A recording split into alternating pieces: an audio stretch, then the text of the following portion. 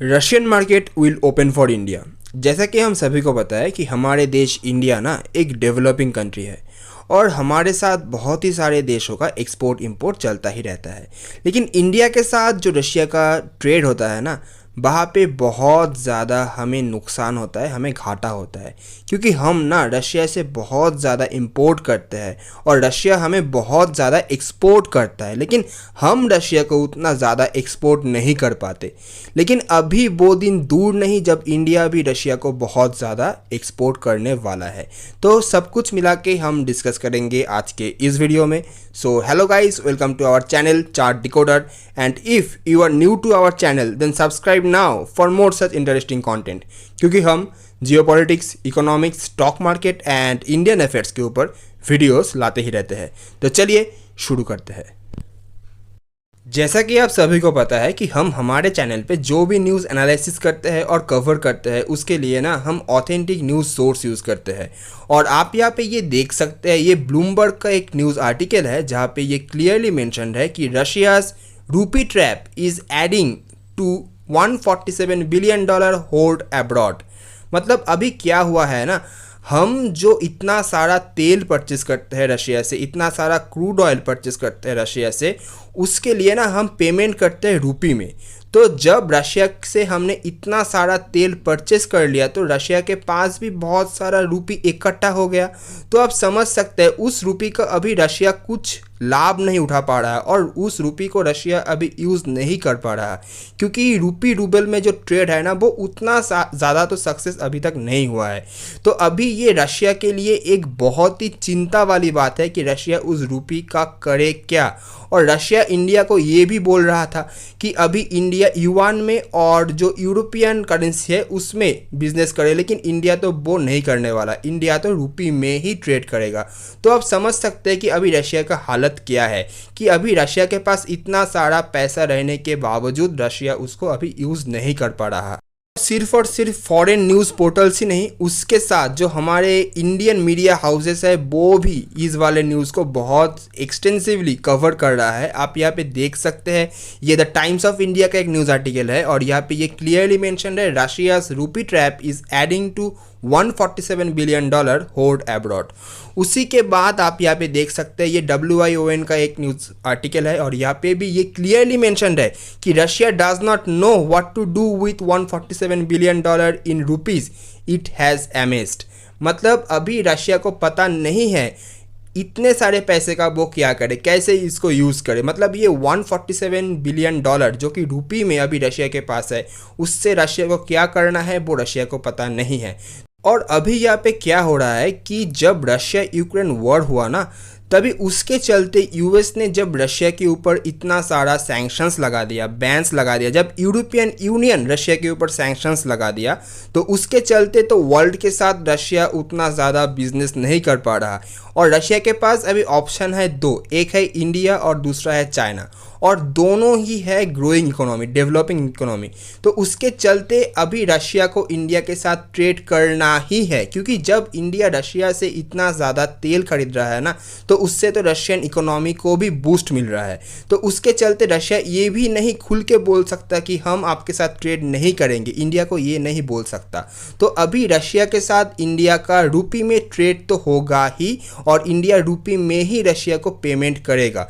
तो अभी इंडिया ने रशिया को ये सुझाव दिया है कि आप हमारे लिए अपना जो मार्केट है उसको ओपन कर दीजिए, तो उसके चलते हम भी आपको बहुत कुछ एक्सपोर्ट कर पाएंगे और हम रूपी में अपना पेमेंट ले लेंगे।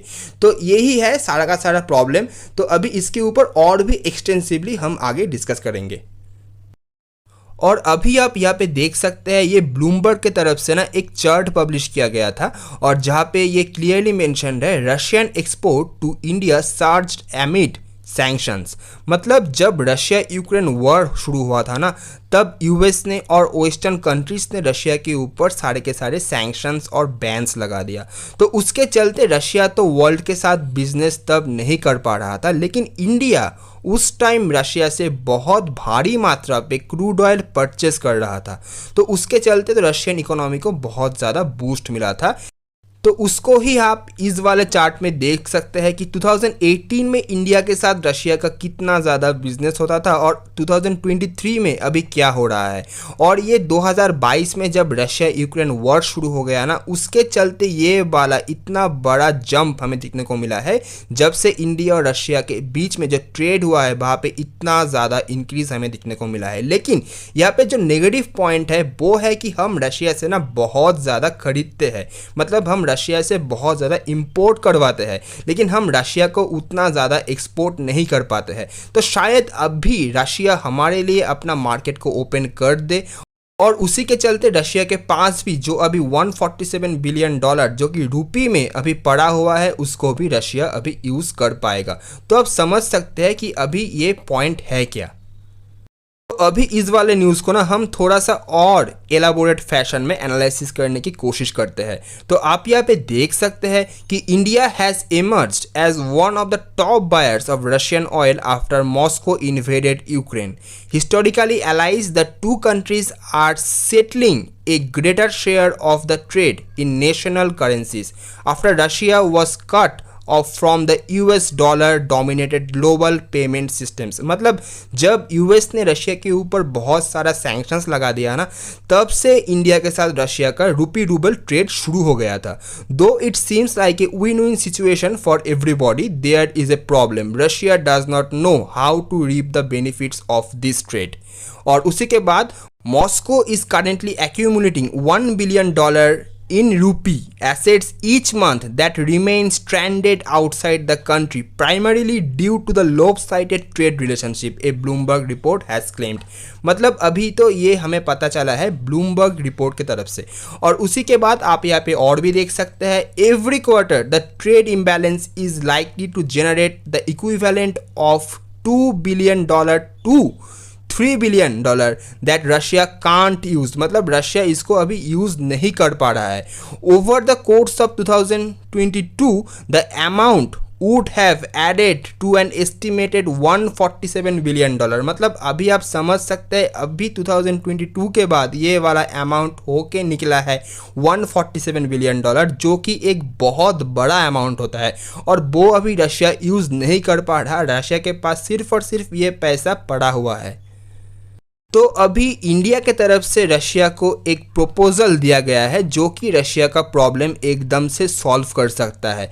तो आप यहाँ पे देख सकते हैं डॉक्टर एस जयशंकर ने ये बोला है कि give list of products to Moscow for access to Russian market. मतलब अभी डॉक्टर एस जयशंकर ने ये सुझाव दिया है रशिया को कि अभी ना कुछ लिस्ट हमने दिया हुआ है रशिया को जो हम रशिया को अभी एक्सपोर्ट कर सकते हैं। मतलब हम रशिया के साथ ट्रेड कर सकते हैं और वो जो पेमेंट होगा वो हम रुपी में ले लेंगे। तो इससे तो रशिया के पास जो भी अभी इंडियन करेंसी पड़ा हुआ है $147 बिलियन, वो हम रशिया को एज ए रीपेमेंट रशिया से हम वो विड्रॉ कर पाएंगे। तो ये तो रशिया के लिए एक बहुत ही गुड न्यूज़ है और सबसे ज़्यादा गुड न्यूज़ है हमारे देश के लिए, क्योंकि अभी रशियन मार्केट इंडिया के लिए ओपन होने वाला है। तो ये हमारे इंडिया को, हमारे इंडियन इकोनॉमी को बहुत ही ज़्यादा बूस्ट देने वाला है। तो इतना ही था हमारा आज का video. Thanks for watching and if you like this video then don't forget to like, share and subscribe to chart decoder. मिलते हैं नेक्स्ट वीडियो पे।